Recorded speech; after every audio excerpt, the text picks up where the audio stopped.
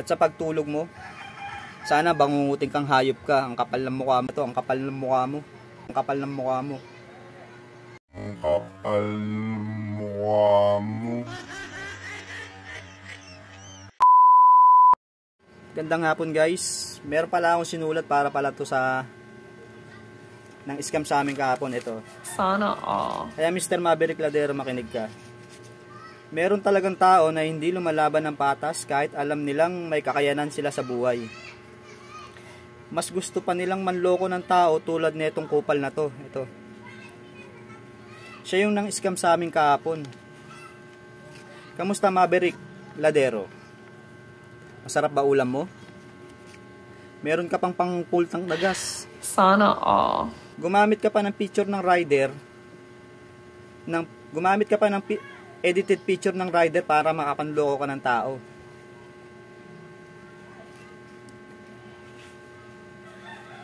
Mr. Maverick Ladero, nasisikmura mo ba na pakainin yung asawa at anak mo nang galing sa nakaw? Kung alam mo lang Mr. Maverick Ladero, pinaghirapan namin yung pera na yun na kinuha mo sa amin kahapon. Sobrang kapal ng mukha mo. Yung ginawa mo sa amin, alam mo naman siguro na may balik yan. Nasa likod mo lang yung karma. Yung ginawa mo sa amin, sana wag mangyari sa pamilya mo.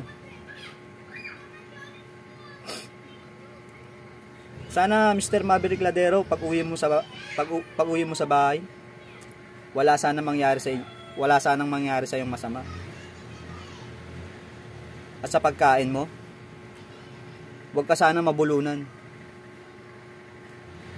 At sa pagtulog mo, sana bangungutin kang hayop ka. Ang kapal ng mukha mong ang kapal ng mukha mo mang scam.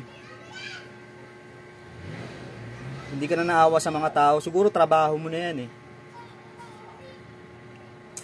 Hindi ka na naawa sa taong nagtatrabaho ng patas.